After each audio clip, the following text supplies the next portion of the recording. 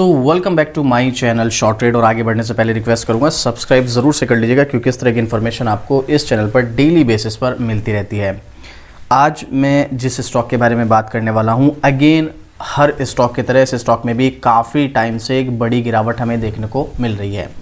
कोई बात नहीं, पूरी मार्केट की कंडीशन क्या है हम लोग जानते हैं, लेकिन अब ये स्टॉक में ऐसा क्या खास है जिसकी वजह से इस स्टॉक की मुझे वीडियो बनानी पड़ रही है। दो चीज़ें आपके साथ में इस स्टॉक की शेयर करूंगा। अगर आपके पास ऑलरेडी स्टॉक है तो कमेंट करके ज़रूर से बताइएगा, जिसका नाम है ओलेक्ट्रा ग्रीन टेक लिमिटेड।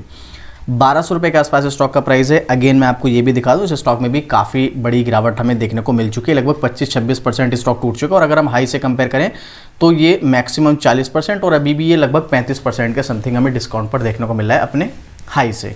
कोई इशू नहीं है, पूरी मार्केट की सिचुएशन क्या बनी हुई हम लोग जानते हैं। और पिछले एक साल में लगभग 40 से 45% स्टॉक टूट चुका है। एक साल से कंटिन्यूस में ट्रेंड जो है हमें डाउन नज़र आ रहा है। अब अगर आप यहाँ पर शॉर्ट टर्म या मिड टर्म के पर्पज से जाएंगे तो हमें ट्रेंड सीधा सीधा नज़र आ रहा है डाउन है, तो हमको यहाँ पर बिल्कुल भी एंट्री नहीं लेनी है अगर आपको टेक्निकल की नॉलेज नहीं है। देखो, टेक्निकल की नॉलेज है तो बात एक अलग है।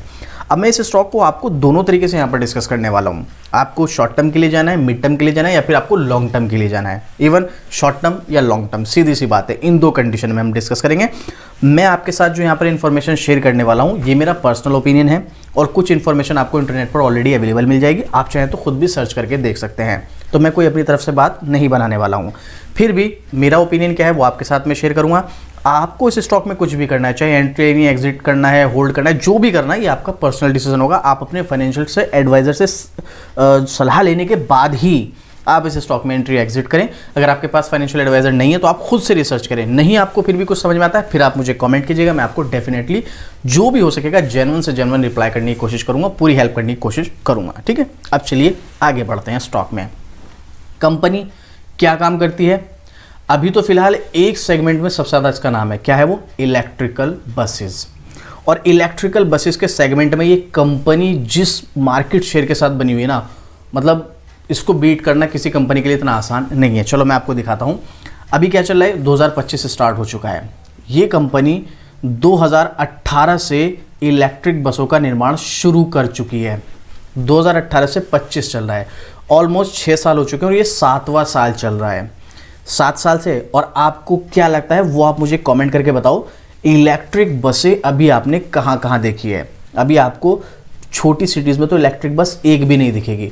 मेट्रो सिटीज़ में है, बड़ी सिटीज़ में इलेक्ट्रिकल बस चल रही हैं, लेकिन अभी छोटी सिटीज़ में बसें आई भी नहीं है। तो आप देखो अभी भी कितना, मतलब इसके लिए एक्सपेंड होने का कितना बड़ा चांस है। और ये वो कंपनी है भाई जिस कंपनी ने मार्केट शेयर में दबदबा बना रखा है ईवी सेक्टर में। बसेस की बात कर रहा हूँ मैं, ईवी सेक्टर के जो कार्स वगैरह होती हैं, पर्सनल व्हीकल होते हैं, उनकी बात नहीं कर रहा हूँ मैं, बस की बात कर रहा हूँ। इलेक्ट्रिकल बस में इसने ज़बरदस्त मार्केट शेयर पर पकड़ बना रखी है। आने वाले टाइम में जब भी कहीं से भी ऑर्डर आते हैं, मैंने आपके साथ कई बार इस स्टॉक की वीडियो भी बनाई है, जहाँ पर मैंने कई बार डिस्कस किया है कि इस कंपनी को वहाँ से ऑर्डर मिल रहा है, ये मिल रहा है, इतना मिला है। इतने ऑर्डर तो इसके पेंडिंग है कि अगर इसको अभी भी एक ऑर्डर ना मिले ना तो 2-3 साल तक तो ये कंपनी के पास काम खत्म ही नहीं होने वाला है। और इसको ऑर्डर मिलेंगे भी अभी आगे, है ना। ये सब चीज़ें मैं आपके साथ पहले भी शेयर कर चुका हूँ। तो इसके पास बहुत बड़ा मार्केट शेयर है। इस हिसाब से हमें एक बात तो क्लियर समझ आती है, इस कंपनी का फ्यूचर जो है काफ़ी अच्छा होने वाला है। चांसेस हैं, मैं फिर से रिपीट कर दूं, ये मेरा पर्सनल ओपिनियन है, हो सकता है मैं गलत हूं। आपको क्या लगता है वो आप मुझे कमेंट करके बताना। इसके अलावा स्टॉक का प्राइस क्या है? 1200 रुपये के आसपास। अगर आप इसका लॉन्ग टर्म का टारगेट भी देखेंगे तो यहाँ पर 2030 तक इस कंपनी का लगभग 4000 रुपये के आसपास स्टॉक का प्राइस रहने के अनुमान है। अगर आप करंट लेवल से देखोगे तो ऑलमोस्ट 4 गुना के आसपास। अब अगर वैसे देखा जाए तो भाई 4000 रुपये कोई 3-5-6 साल के लिए कोई ज़्यादा बड़ा अमाउंट नहीं है, मतलब 4 गुना पैसा होना अगर आप मार्केट में देखेंगे। लेकिन ये जो यहाँ पर अनुमान बताए जाते हैं ये मिनिमम बताए जाते हैं, मतलब 4000 रुपये तक तो जाएगा ही जाएगा, इतने तो चांसेस हैं ही। और जिस हिसाब से इस स्टॉक की पिछली कुछ टाइम की परफॉर्मेंस रही है, पिछले एक साल को छोड़ करके, उस हिसाब से मुझे नहीं लगता है कि 4000 2030 तक जाएगा। ये तो 2-3 साल में ही 4000 तक पकड़ सकता है, ऐसा ये भी मेरा पर्सनल ओपिनियन है। आपको क्या लगता है वो भी आप मुझे कमेंट करके बताना। और जैसा कि मैंने आपको बताया, कंपनी के विकास को बढ़ावा देने वाले कुछ कारक हैं, जैसे ईवी की बढ़ती मांग, तकनीकी विकास, सरकार का रुझान और अंतर्राष्ट्रीय बाजार। अगले 8 से 10 सालों में डीजल सीएनजी बसों को ई बस से रिप्लेस किया जाएगा। मैंने यहाँ पर रिपीट किया आपके सामने पिछले 6 साल से कंपनी काम कर रही है। अभी भी ईवी बसेस बहुत बड़े सिटीज़, मेट्रो सिटीज़ में अवेलेबल है, छोटी सिटीज़ में अभी ईवी बसेस है भी नहीं, एक भी बस नहीं है। तो कितना बड़ा मार्केट है, और जिसमें कि बताया गया कि अगले 8 से 10 सालों में डीजल सीएनजी बसों को ई बसेस से रिप्लेस किया जाएगा। देखो जीरो तो नहीं होंगी जहाँ तक मुझे उम्मीद है बिल्कुल भी, लेकिन ऑलमोस्ट ज़्यादातर जो बसेस हैं वो इलेक्ट्रिक बस में कन्वर्ट हो जाएंगी। उस हिसाब से अगले 8 से 10 साल के हिसाब से इस तरह की कंपनी, मैं सिर्फ पर्टिकुलर इस स्टॉक की बात ही नहीं कर रहा हूँ, इस तरह की कंपनीज का क्या फ्यूचर हो सकता है आप खुद समझिएगा। मैंने आपके साथ ये चीज़ें शेयर की। अब इस कंपनी के पर्सनल डिटेलिंग पर अगर हम जाएं, इसके फंडामेंटल, फाइनेंशियल, इसके फ्यूचर प्लानिंग्स क्या हैं, ये सब चीज़ों के बारे में डिस्कस करें हम, तो आप मुझे कमेंट करना, मैं इसकी डिटेल वीडियो बनाऊंगा। और यहाँ पर इसके फाइनेंशियल कुछ देखना चाहें तो आप देखिए ओलेक्ट्रा ग्रीन टेक अभी सिर्फ 9,786 करोड़ का मार्केट कैप है, बहुत बड़ा मार्केट कैप नहीं है, बहुत बड़ी मार्केट शेयर इसके पास अभी भी बाकी है।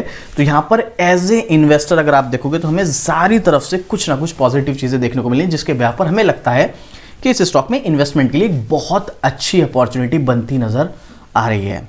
ये मेरा पर्सनल ओपिनियन है, आपको क्या लगता है कमेंट करके बताना। अब जरा एक्सपर्ट्स का ओपिनियन और टेक्निकल चार्ट क्या कहते हैं वो भी देख लेते हैं, क्योंकि ये तो हमने लॉन्ग टर्म की बात की, शॉर्ट टर्म की भी बात करेंगे जरा अभी हम यहाँ पर। ओलेक्ट्रा ग्रीन टेक आप नाम पढ़ सकते हैं। अगले 1 साल के हिसाब से इस स्टॉक में क्या करना चाहिए, तो एक ही एनालिस्ट ने यहाँ पर रिकमेंड किया जिसमें इसको आउटर परफॉर्मर बताया गया। हालांकि अभी तो अंडर परफॉर्मर है पिछले 1 साल से, लेकिन अगले 1 साल में स्टॉक आउटर परफॉर्मर बन सकता है, ऐसा एक्सपर्ट्स का मानना है। पब्लिक का क्या ओपिनियन है वो भी आप यहाँ पर देख सकते हैं। 100% बाइंग किस बेस पर है मुझे नहीं पता, लेकिन टेक्निकल क्या कह रहा है सीधे तौर पर मैं आपको हमेशा बोलता हूँ, ये देखो यहाँ से फैब 2024 से स्टॉक गिर ही रहा है और फैब 2025 स्टार्ट हो चुका है। पिछले 1 साल से स्टॉक में कंटिन्यू गिरावट। हाँ, अब यहाँ पर पॉजिटिव पॉइंट जो है वो आपके साथ शेयर करूंगा। जिस लेवल पर स्टॉक ने अब सपोर्ट लिया है, इस लेवल पर स्टॉक काफ़ी टाइम कंसोलिडेट चला है। कब से, यहाँ पर आप डेट भी देख लो, जुलाई 2023 से लेकर भाई दिसंबर 2023 तक 6 महीने तक स्टॉक एक रेंज में चला है, 6 महीने तक।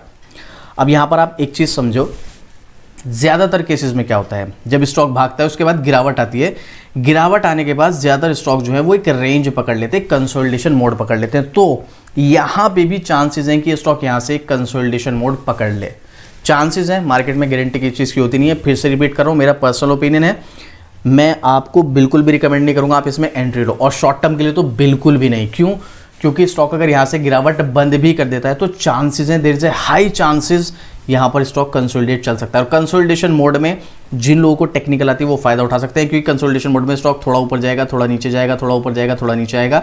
तो ये जो थोड़े से ये गैप होते हैं ना, ये वाले, थोड़ा सा ऊपर गया यहाँ पर प्रॉफिट बना, नीचे आया, नीचे आने के बाद से बाय कर लिया आपने, फिर थोड़ा सा ऊपर गया, फिर उसमें एग्जिट हो गया आप।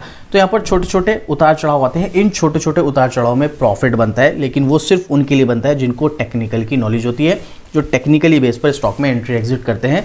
अगर आपको नहीं है इन सब चीज़ों की नॉलेज, आप बिगिनर हैं, तो फिर आपको इस चक्कर में नहीं पड़ना है। आपको सिर्फ एक चीज़ देखनी है कि भाई अगर मेरे को इस स्टॉक में एंट्री लेनी है तो मैं इस लेवल पर एंट्री तो लूँगा, लेकिन कम से कम 6 महीने से साल भर के लिए मैं इसको होल्ड करूँगा, क्योंकि हो सकता है 2 महीने, 4 महीने, 6 महीने स्टॉक कंसोलिडेट चले, गारंटी नहीं है, हो सकता है, चांसेस हैं।